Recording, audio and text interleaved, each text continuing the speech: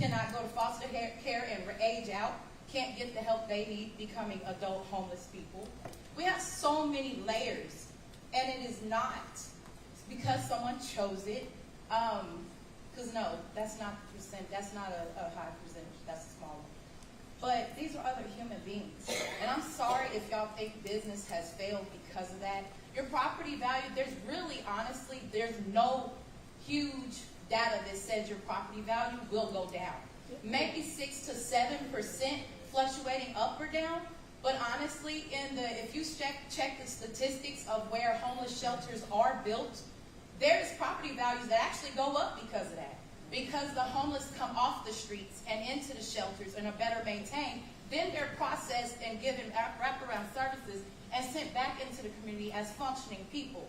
They get the help they need, mental health, they get job services.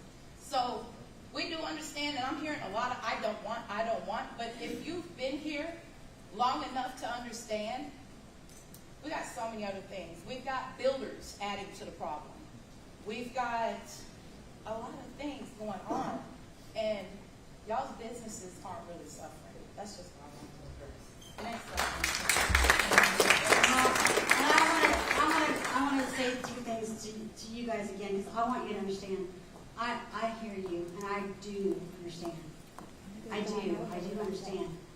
That is one of the reasons why we're trying to help, because we're not going to be able to wave a wand and make people disappear from your yards. We're just not. But offering this place is a way that we can help you. And here's the bottom line. The well is not going to stop operating. That will not change. I'm sorry that will not change for you. If we do not do this, the well will continue their ministry exactly the way it is. And they will continue to operate as they have for years and years and years. They will continue to serve the homeless at that location, as we will continue to serve the homeless at our location right here, one block up the street. There's a place on College. Jody, I have a question here in the back. Yes. Thank you. My name is Stanley Ross. I want to clarify a couple of things, really. The ordinance before the Finance Committee stated this was going to be an emergency warming shelter. We heard some statements maybe at that meeting that this was not going to be a shelter. What is the actual, and we heard a lot of talk about the expanding services here. What is the actual plan? So, yes. I want to kind of follow this up. Oh, sorry. How many beds are being planned? Are they going to be used every night? Is it just going to be an emergency type deal? What is the actual plan here? Can you tell us that? Yes, I can tell you that. There was some different numbers floating around about that. It will operate just like our emergency warming shelter does, in the fact, because that's a complicated question, as to what that year-round shelter means. Okay? Yeah, no, it is an emergency weather shelter. So whether it's hot outside or whether it's cold outside, we've got tornadoes, we've got flooding. It'll operate with cots. It's not a permanent facility with big rooms and all of this kind of stuff. It's going to be just like if you walk down to if you walk straight down to the hall to where the emergency warming shelter is, there's a cafeteria area, there's cots, and there's separation for men and women. And so it would be on an emergency basis. Now, here's the other thing. So, I can tell you that's what the plan is, okay? But throughout this process, if we talk to you, or we talk to you that are in the neighborhood, and we say, how's it going? Have you noticed a difference when we're open as to when we're closed? Are we helping you? Constantly tracking that. Our businesses, have you seen a difference when the emergency shelter is open as and when it's closed? Is it helping you for us to be open? Are you experiencing less issues? Well, then we can come back and have a conversation further at that point. But for right now, this is an emergency weather shelter that will operate just like we do here, but it allows us to not just operate in the winter time when it's below a certain level. It'll allow us to operate in the summertime when it's hot outside. We'll be able to be open during the day to provide those other services. So yes. You said 4 right now. Is there a plan to turn this into a permanent No, what I'm saying is, that is the plan. But through our conversations, if there's a call, if there's an outcry from the community, through our tracking and our talking, that you say, all right, we're seeing this, it's actually helping. Or it's not. If it's not, it's not. But we can come back and have another conversation about that later. Was there not some discussion at the city council meeting about 150 bed facility? I don't know where that number came from. It is not 150 beds. We will be able to have temporary cots for about, Pam, where are you in my room? 40 people? 50? 50 people. Possibly, depending on how we arrange things, if it's really, really bad and we need to open up a little bit more space, we might be able to squeeze in 60 to 70. I have a question. If we're looking at 50 to 60 beds, have we instead thought about partnering with the Salvation Army, whose shelter is already built? And they have the capacity for 60 beds and family rooms that have, the family rooms can fit up to 6-member family, I believe. There's 4 of those rooms, and they have a private bathroom so the children are safe. They have extensive security. Debbie, there's 4 family rooms in the Salvation Army? Yes. So we partner with the Salvation Army right now for emergency warming shelter. The reason we began the emergency warming shelter was because the Salvation Army was not able to be open. I'm going to let you fill the rest of that answer, Michelle. I would love to answer that question. So I will say that I've been involved in multiple conversations with Salvation Army over the past 2 years. We have made multiple attempts to try and support them in reopening. I will just say that we've attempted to purchase that property. We have attempted to help them with the management, with their philanthropic reach. That is not to happen. You say that it's a beautiful city. It is a beautiful facility. They have a brand new roof.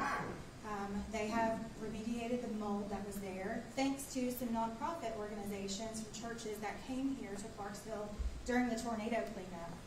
They did house those groups so they could do work on that facility and expand the operations there. That being said, they're ready to go. It's just right now they are only operating during cold weather. We would love to get them stood up and open, but we've been waiting on that for 2 years. So now we're working with other ministries. And can I add on to that just a little bit? Even if they were open on a full-term basis, which they used to be, it still wasn't enough. It still wasn't enough. I mean, and I don't know, but I believe that what we're doing will help them, and I think that they'll be able to get back open. And we have a great partnership with them right now. We're going to continue that. So when people come through our doors, here or upstairs at the Grace Assistance Office, if we can get them into another program, we do. Salvation Army is hoping to reopen a program called Pathway to Hope. It's not going to be like anybody that's homeless can walk in anymore. Okay, that's what they used to do. They used to line up and then come in according to how many beds they have. They stopped operating like that when they shut down, and they're not going to continue to operate like that. And I have permission to speak on their behalf because we talk about it so much. And I did ask him if this question came up, could I speak about it? He said absolutely. So they have a Pathway to Hope program. It won't operate like anybody off the street can just go. It will be a partner that we refer people to for a long-term program, like we do to some of our other partners, like the Irene Center for Hope and Community Action. Hi, Jody. Hi. Your words scare me. I don't know. So the question is, you got a $1.25 million building. You're willing to wholesale it to the city and not take the retail money and go build this facility in another area. But you're willing to take a gamble on bringing our city down because you don't know Which part of the I don't know about, will there be more people that come? what it's going to do to our economy downtown in that area, having more homeless in this area, because it's going to bring more homeless. It's going to bring them by the groves. We talk about residencies. You talk about There's money out there, there's grants. It's for the middle, it's for the lower. Talk to the lady in the back that talks to police officers, and they don't have a home to go to. They are not residents, they are trespassers. You say they're behind your building now. I offer anyone to go walk that back there with me tonight, and let's just see how big of a home is in that trespassing area of those train tracks. Just because they're in the backyard of your business helping the homeless does not mean we need more. You have a good value building. You say you don't want to sell it because you don't want development, but Montgomery County's bringing in 5,800 people a year. Why wouldn't you sell it? Let us build our downtown, send that to the outskirts to where we agree it needs to go, and don't gamble on our downtown because you said it. You don't know. Well, thank you for that question. I appreciate it. And I'm saying I don't know because I'm not going to speak as an expert on economy when I'm not an economist. Okay? That's not what I do. I run a nonprofit. So, and then the second part of your question was, I don't own that building. That's not my ministry right now, the well. That belongs to Trenton Crossing. That's not my decision. First question on the building. Can you tell me the size of the building? I'm sorry if I missed the square footage of the building. It's a little over almost 11,000. Here we go. Our board chair, Sandra Sims, everyone. 5,100. Huh? 5,100. That's on both floors. Yes. So it is 10,200. Okay. My next question would be, what is the capacity that you all see? And you're talking about not being an overnight shelter unless it's an emergency. If it's an emergency, what capacity could you hold? And if the emergency turns into a summertime heat emergency, the capacity, I assume, would be the same. The same, yes. Okay. Financially, who's going to manage it? Who's going to keep the insurance on it? Who's going to pay the property taxes on it? How is that going to be financed if it's a city-owned building? Okay, so I can talk about this from my perspective, and then Michelle can talk about it from the city's perspective. From our perspective, we will run it, we will manage it. Our insurance will go up because we're adding an additional facility. It's already been put into for preparations of our budget for July, which is where our fiscal year starts. So that burden is on us, like it is our other programs. It is not going to be funded through the city. Example of what is your projection of your budget? What is it going to take from a nonprofit or from private sector to run something like this? Well, we're shifting some of our resources that are currently in the Grace Assistance Program over to this facility with adding a few more staffing positions, security and overnight. And so our budget right now is about $600,000 to $700,000. And the lease will be through the city of Clarksville? Correct. At a cost of? Michelle? I'm sorry, can you repeat that question? The lease cost, lease amount. Yes.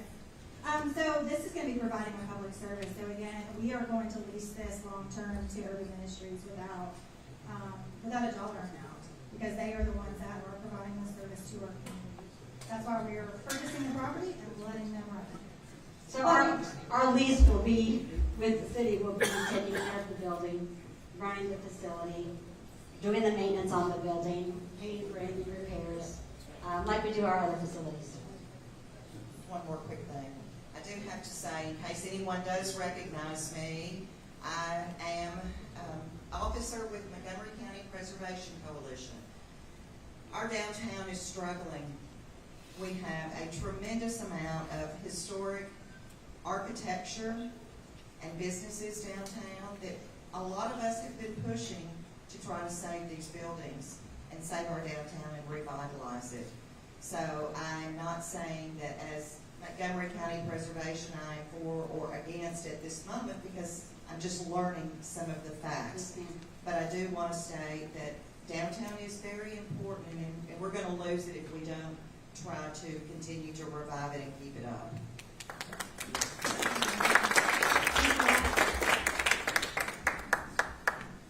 Michelle, I feel like you got the easy end of this deal. I'm Frank Lott. I'm Executive Director of the Customs House Museum and Cultural Center. Nice to meet you, Frank. On the corner. Know most of you in the room. I recognize a lot of faces. I want to say a few things about my personal background. I served at one time on the board of Urban Ministries. I very much understand and appreciate the wonderful work that's always been done for the past 40 years. Hope you will continue to do those wonderful ministries in this community. We need that. I will refute one thing that was said. We are a cultural gem in downtown Clarksville. We're not going anywhere. We are permanently housed in downtown, and we're not moving under any circumstances. So regardless of what happens in this community, we will always be at the center of downtown and very proud to be representing the historic culture of our community. I'm going to reflect back 25 years ago when that tornado devastated downtown. And we came together as a community in a way that I think has never been equaled. And that was because we had no choice. Now, we still have choices to make. And one of those choices that we're facing now is how do we deal with a problem that will affect the future of our community. I think too often we work in silos here. I'm guilty of it in our own nonprofit. I have to remind our staff, we have to collaborate. We have to be willing to communicate and share a vision. And I just want to remind us, maybe this is that time when a task force approach to a major issue that would affect all of us would be a good thing. You know, we can do this. Let's just not work in small circles and not inform one another. Unfortunately, we no longer have a viable, what I consider, news organization that really digs into these issues and keeps us all as citizens informed in a way that we're not just overwhelmed and surprised when something like this happens. So we have to be very cautious about the way we assimilate information and the way we share information. The rumor mill is one of the reasons we're here. The rumor mill, okay? That's what a lot of this is. It's the rumor mill. It gets everybody whipped up, and we just need to take a deep breath, and we need to gather ourselves, and we need to have conversation in a more meaningful way about how to approach a major issue. My wife is a volunteer at Loaves and Fishes. I love what they do. She tells me every week about the number of folks that are served there. It's a ministry like many of these here that are valuable and needed and important. And we have to support them. But we also have to support the general well-being of our community. I think this is one of those times we need to rally and really dig in together. Wisdom right there.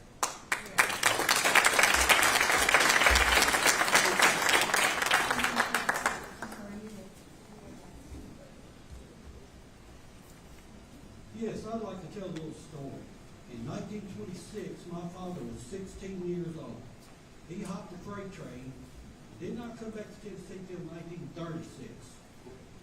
There were no resources anywhere to serve people like him then. And I don't think we don't need nothing permanent here. We need to quit enabling the people. And no offense to you, sir, I am on Social Security. I paid my house off. I paid everything off before I went on Social Security. You probably made twice as much money as I did in my life, but I owe nothing. You probably made a lot of bad life choices. I don't care if nobody likes that statement or not. Jody, I have another question here in the back. Let me ask you a question. It's true. Have you ever been homeless? I haven't ever been. I've never been homeless. I've never been homeless. We want to keep this through the raising hands. Gentlemen, we have another question here in the back. Ma'am, what's your name? That's all I got to say. Hi. Hi, I don't have a question per se. My name is Arlinda Baxter, and I'm the school social worker in the district. And A lot of people think homeless, when they see homeless, they see the age around it. You see adults. I see 18-year-olds that get kicked out by their parents. I see mothers calling on the phone because their child and them just got kicked out because their rent doubled. They're working. Some of the people that your children are working with are homeless. Some of your teachers, your educational assistants, your cafeteria workers, they are homeless. And it's not just the people your age that you think of. I've had last month an 18-year-old that became homeless. I've had 2 years ago an 18-year-old become homeless. She was sleeping on the riverside because the Salvation Army was closed. She was sleeping on benches. She was sleeping behind things, but she still made it to school. I don't know how she made it to school, but she still made it to school. And I checked on her every day, got her clothes, shoes, whatever she needed. So the homeless isn't always someone that made bad life choices. Sometimes it's the parents that made bad choices and said, get out of my house. It's the DCS children that are in Kiana's house. The DCS children over that used to be passed away, now over by Tanoba Hospital. They turn 18. Their parents, who knows where? Their birth parents, excuse me, who knows where? Their foster parents no longer want them. Where do they go? They are homeless not because of their choice. They are homeless because of their age. I cannot call DCS because at 18 you are no longer eligible for foster care. And so I just want you guys to think that not all homeless people are by choice. I have to deal with a lot of homeless children, a lot of homeless parents that have children that are working within your school district with your children every day. So sometimes it's just a hand up, some help, just to get them off the street, just to get them a place to sleep. That could be beneficial. Yes, it sucks. It may be by your property. It sucks anyways. They're down there. And if you want to push the homeless shelter out to where? Montgomery Central? How would Rossview's homeless kids get to school? There's no city buses out there. How would they get to Kenwood? How would they get to Kirkwood? How would they get to Montgomery? Not Montgomery Central, already out there.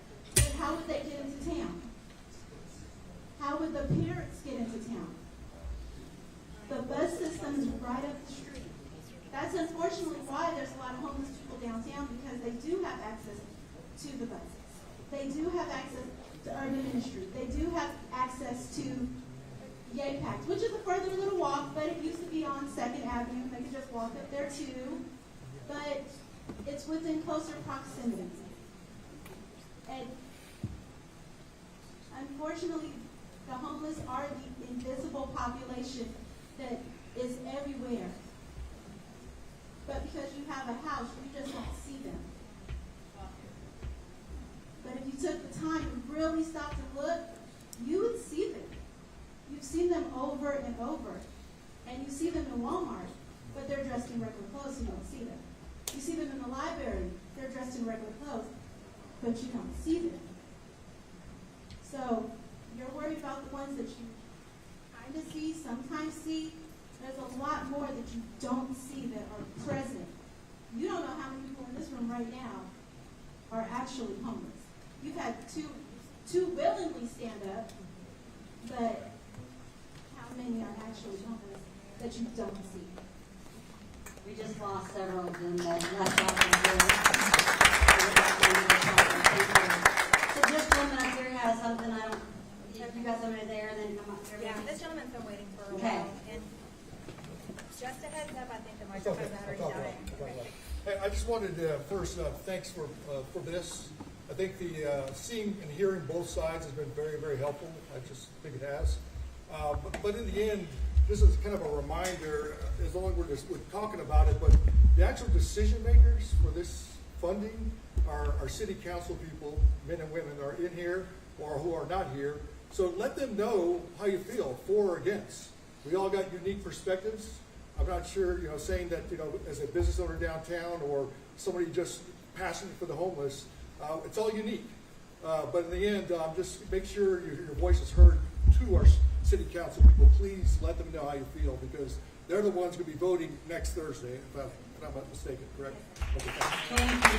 Absolutely. Please. Some people a lot of times we don't stand up, and because we think that our voice isn't heard, but it is. And so thank you. Please reach out to your city council members and let them know how you feel. Hello. This gentleman up here, oh, sorry. Hello again. My name is Ricky. Here, let me bring you this one. We can just hold this one, okay? We might need to replace batteries, but I want everybody to be able to hear you. Just about fell flat on my face.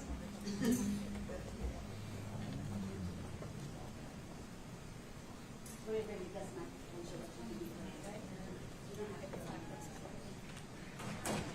My name is Ricky Reed. I took several notes, and I wasn't finished. The microphone got pulled away from me, and I just want to talk about the government in the city right now. That we're talking about residency. We're talking about middle, lower class residencies that are paying their taxes. They're trying to get by in their houses. The city's going to take $755,000 to buy a building, when that money could go to the residents of the middle and the lower class, what it's designed for. I question that. I super question it when the building's worth $1.25 million and they can walk with a bankroll and go do what they want to do in their investments. I ask the city council, I ask the city mayor, do not make this choice.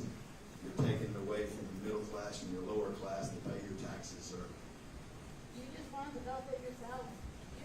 And don't pay taxes instead of Oh, nonprofit. guys, we had another person, thank you, Ricky, for that. We all have our own perspective. Please remember that. Please remember that. We all have our own perspective. We come from different places. Jody, Be respectful. waiting for quite a while. Okay. We got, if you have already spoken, I'm going to ask you this. If you have already spoken publicly, and it's something that you need further clarification on, can you see one of us after the meeting, so we can get to everybody? And Slater, just a moment with Chris. Okay? I'm not from Clarksville. I'm actually from New Jersey. I've been planted here after I retired from the military 20 years. I have seen and heard stories from those that walked out the room from the mental health side. They come in our offices and they don't say anything. They look normal. They dress normal. They don't have the resources. They don't have the funding to find out how to get help. That building is not in downtown. It is a couple blocks away. In a neighborhood. I get it. They're already there. They're already living there. This building, yes, it's $1.2 billion. If you ever look at how much a building costs, a building to run, a building to put down, they've already told you they've looked for 3 years. I went and did the work after another individual posted it on Facebook on Clarksville Now. They did the legwork. I want to ask all the business owners in here. When you start a business, and yes, I'm going to come in the middle of starting one, myself, for mental health, you will never have all the answers. You will never be able to say, I have every single answer to every question when you jump into a business. But the answer we do have is the need is there. The people are already here. They need a building. They need a place to stay. They need the resources, and this is the easiest way to do it. That's all they're asking. They're trying to take you off of your steps of your businesses downtown, sleeping there, or on the benches when you go to open your doors in the morning. It takes them away from there. Farther from where they already are downtown. Their getaway right now is transportation. If you look at the hierarchy of needs of what people need, it's a building, food, and a place to live. That's all they're trying to provide is the bare minimum. They're not trying to sit there and say, hey, stay here for 20 years. They have resources that they're already using within the canopy that they're talking about at that coalition to find those resources. They just need a place to start. We're just asking them to do it. Thank you so much. Michelle, somebody asked us to clarify because Ricky had just mentioned about 1.2 million and all of that. That was what the appraisal was for the building. That is true. Again, talking about why here, other places that we've looked at, prices and all that kind of stuff, that does have a factor in it. And you know it's not that price, right? I got $1 million for it today. Huh? You got $1 million bid on the building today. I still didn't hear you. You got $1 million bid on your building, you want to sell it. We're not, it's not my building. The well is not my building right now. And it's never going to be for sale. I'm sorry. I'm sorry. It's not. Some of us have a bit different mission. And that's what this is about. And the mission of the well isn't going to change. Yes. Wait, can I let him talk? He's been talking for a long time. I want to talk for a long time. I just had a quick comment and a couple of very, very short questions. I understand that. Okay. Those of y'all that know me, you know that I haven't been able to do this for a long time. So, yeah. My name is David Sheldon. I am a county commissioner for District 21. And the comments that I want to make is that I came here to learn. I wanted to hear what was being said. I have constituents ask me about this and have very grave concerns, a lot of which have been echoed through many of you tonight. And the perspective I want to share from where I sit is that I've struggled financially myself over the last several years, and there's a time or two I wondered if I was going to be among the unhoused. And that's a very, very sobering and humbling place to be. A lot of us understand that struggles happen, and as we talk about these rising, these really amazing property values, well, that adds to taxes, and sorry, that's my fault, but the taxes that we have to pay, and it continues to grow, and it continues to grow, and the chances of having more people unhoused, I think will probably end up being a little greater just by the sheer need of that. And when we look downtown, what do we have? We have buses. We have this amazing ministry called Urban Ministry. We have the well. We have Habitat for Humanity. We have a number of different charities that are all based and centered in the downtown area today because the need is happening. The need is there. So if this does not happen at all, the chances of this need changing are zero. And it's still going to continue. And I'm still going to listen. I tend to lean one way just because I'm a little bit more left-of-center when it comes to the issues like this. But we are in an area that has no permanent homeless shelter, and that's a very difficult thing to hear when you are an elected official in government. So when I hear these things and I understand the need, I also look at the fact that so many of our nonprofits are already in that same area for the same reason. So is it going to change the number of people coming into downtown? I really don't think so, because it's already there. Every time I go to a commission meeting, I see 2 or 3 people that are pushing carts. The need is there. The people are already here. And by knowing that, we have people that want to step up and to try to change the need. So here are my 2 questions. Question number 1, how many people are we serving now with your amazing shelter, the women's shelters? About how many people are we able to serve? Would you like to answer this question? So we have capacity to house 100 men in our gym. Right now, we have 43.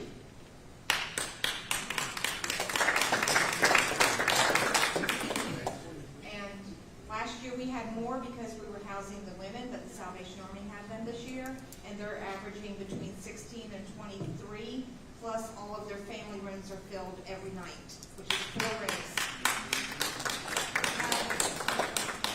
Our average, it's hard, we just have been in this, our fluctuates depending on how Please cold use it the is. microphone, I'm sorry, we can't. It fluctuates depending on how cold it is.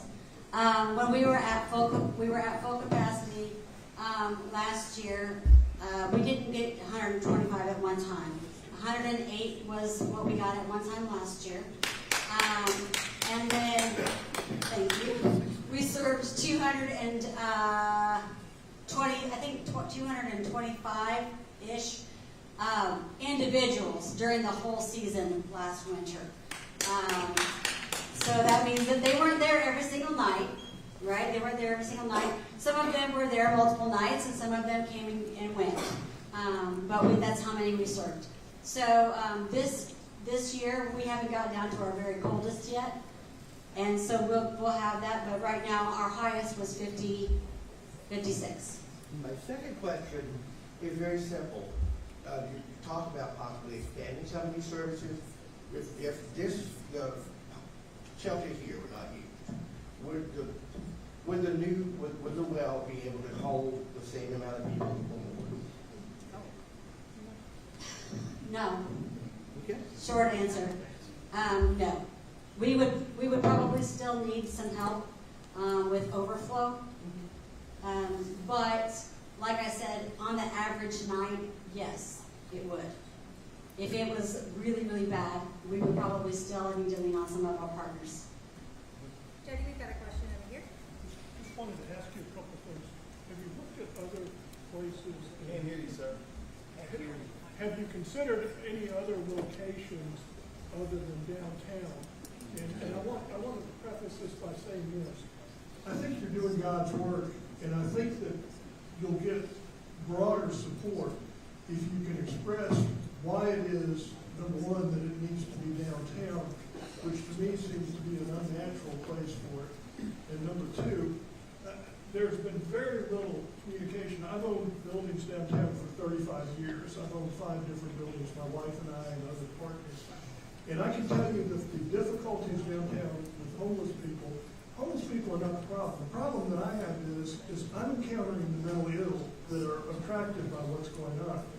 And, you know, everybody wants to discount my friend Joyce over here. I don't, because I have been in my office and walked out where there's a gentleman that I've come to know because he lives downtown, and he's screaming at these nice little kids and families who are on the lawn over at the county courthouse for Valentine's Day. And you know what he's doing? He's screaming at them about, you're never going to get Social Security. And I mean, that's funny in a way, but I walked out, the kids are scared, and I said, go on, man, leave them alone. I don't think y'all are taking into account 2 things. Number one, as a downtown owner, are there other people who are downtown owners who work here? Why don't they stand up? Yeah. I think it would be great to see. These are people. Stand up. We've asked the downtown owners to stand up. Unless you are already standing, you're already standing. Now let me ask y'all this question, and I'm serious about this. Does anyone oppose helping the homeless? No, not at all. Did you all know anything about this going on before 2 weeks ago? No.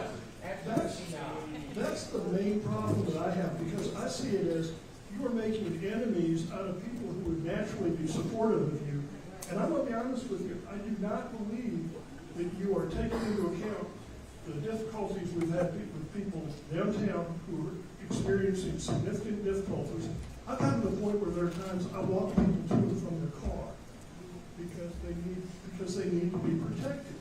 And I'm going to tell you that the Valentine's Day deal was the one that broke it for me. I was like, this poor guy needs help, but he doesn't need to be sitting on the lawn yelling at these people who are taking Valentine's Day. Right, so I understand 100% what you're saying. No, I don't want to support you. All these people want to support you. But we want our interests to be respected too, and that's not what I'm seeing happen. Correct. I hear you.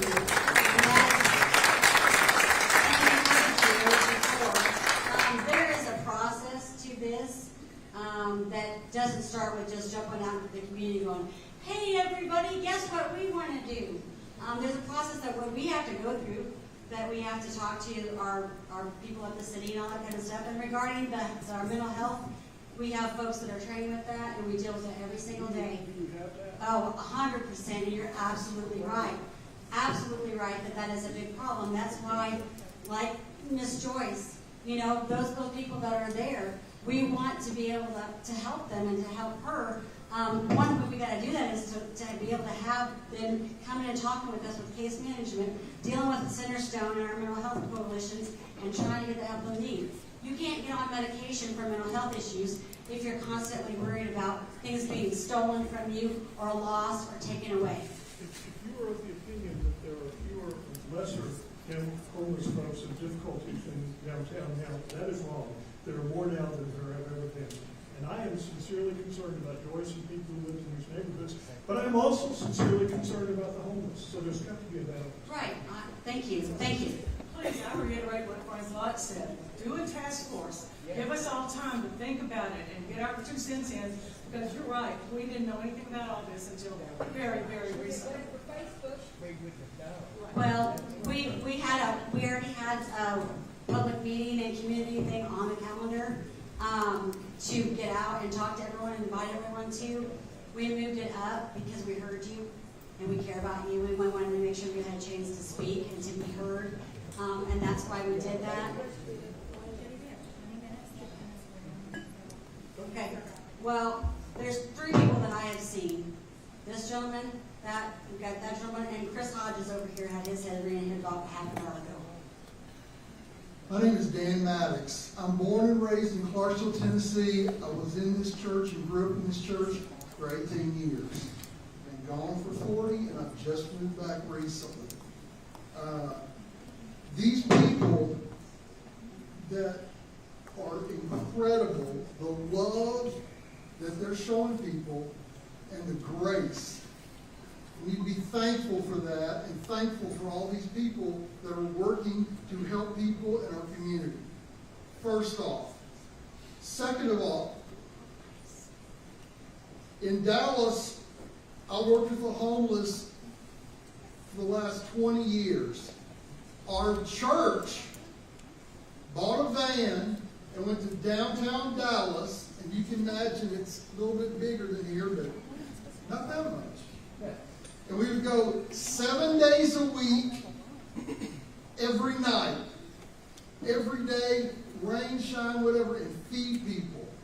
Talk to them. Dave is a perfect example right over there. Listen to people. Love them. Help them. Everything we're talking about here is government-based. As far as I'm concerned, if you're a Christian, hear me out. If you're not a Christian, I'll let you off.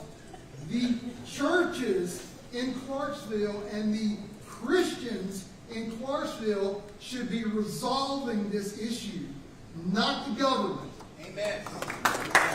The preachers, I know, and I think I can go ahead and say it, Cal Hampton, who's a preacher, got a church down on the river, he has 12 to 15 pastors, Hispanic, black, white, you name it. And they meet and they do things all over the community. There is too many smart people in this room and in this community not to help solve this problem and not put a Band-Aid on it. Somebody, and it may be somebody in this room, needs to step up and lead this.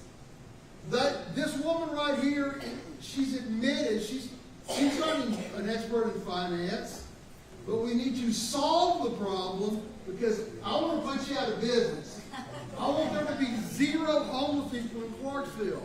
The young lady back here that was talking about the kids, Jesus tells us we're always going to have the poor with us. And there's always going to be people that have a need. But when you're talking about 43 or 56, there's 220,000 people here. And I know everyone in this room wants to help. And I bet about 99% of people in our community want to help. Lastly, whatever money, whatever real estate, there are too many people, and I'm sad Mr. Kennedy left because I wanted him to hear this. Why not get a committee together or one person that leads the charge? Why not get a piece of land donated for free? Why do we have to buy it and depend on the government all the time? There's too many people that I guarantee would love to donate some property and get a tax write-off for that. Thank you. Let's think outside the box and let's solve it so we don't have to come here 5, 10, 20 years from now and go, we're helping the homeless. Let's solve the problem and help people. Amen.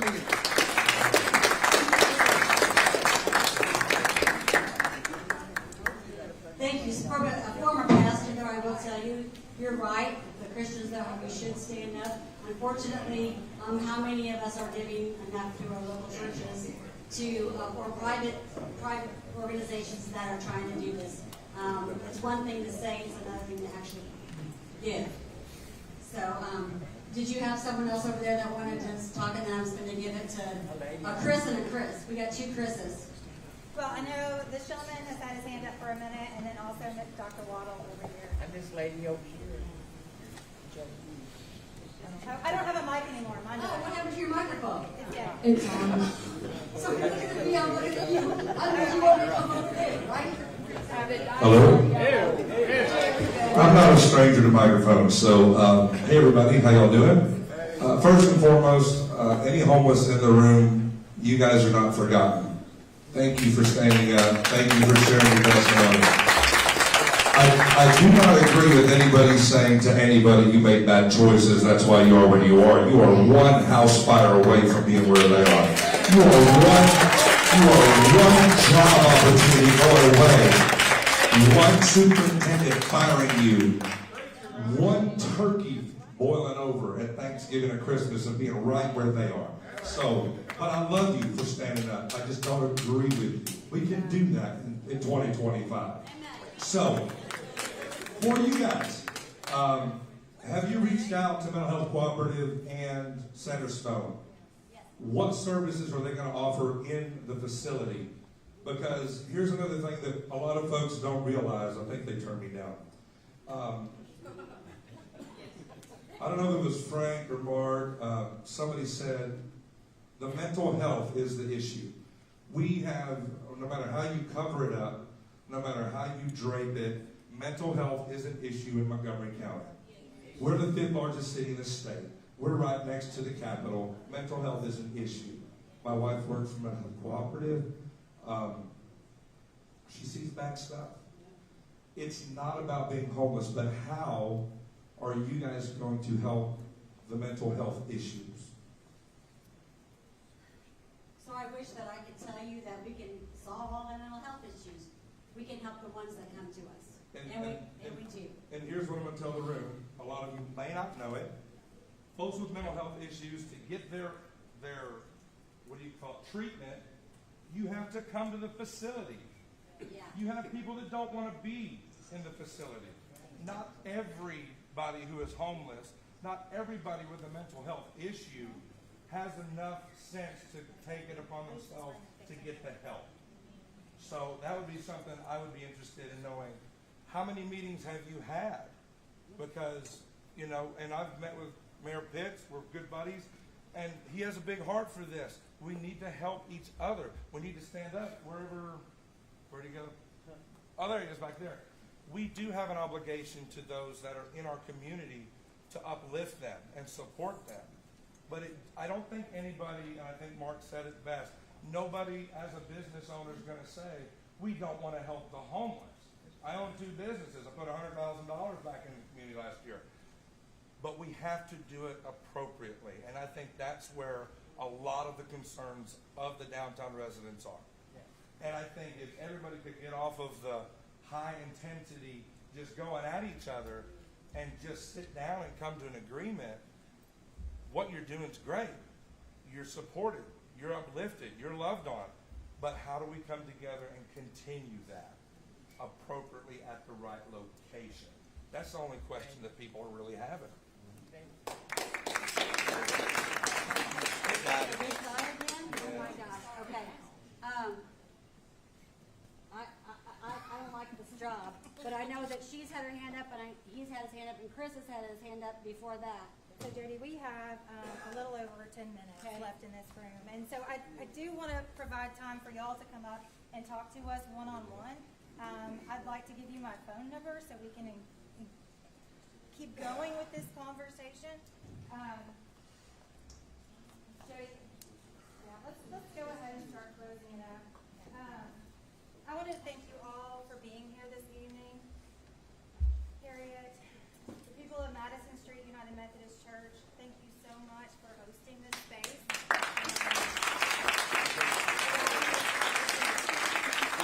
I want to say, I know that there was a lot of tense moments in this room tonight, but I want to thank those of you who were respectful and listened to each other and engaged in this critical conversation. I also want to add that our Canopy Initiative, which is a group of homeless services providers here in Clarksville, there's about 30 organizations involved. We meet the first Tuesday of every month at Loaves and Fishes at 2 o'clock. If a point was brought out today that we should publicize that more, we will absolutely publicize that meeting more so people can be part of that conversation about not just what we're trying to do here, but those strategic goals that we're trying to address in the whole community. It's all right if I let Debbie, who works with this population every day, say one thing. I just want to say that I appreciate everybody's input tonight, and we do care about downtown. I know that my clients frequent downtown, and this is a way to get them away from downtown, okay? If you've ever been to Nashville, guess where the rescue mission is? It's 1 block from the biggest arena in downtown, okay? And it works. They make it work. They're still there, but they do have places to go. Have you seen downtown Nashville? Yes, I have. I was just there. I don't want to look at it. Thanks. But let me say this. When they come into shelter at 4 o'clock in the afternoon, they're in for the evening. It's not like they're a revolving door. They're in and out. They're in and out. Once you're in, you're in. After 9, you have to be brought in by CPD or EMS to enter the facility. So we are making sure that they're staying in. They're not going out and wandering around. And as soon as they walk in, they get intake, and we find out what services they need. Right now, that's hard for us to do in a temporary location. But we can make this work. Just try to be open-minded. And I am available also to ask questions. And if anybody wants to come see the shelter, I'll take you down personally tonight for a tour. They love to have visitors. Or volunteer.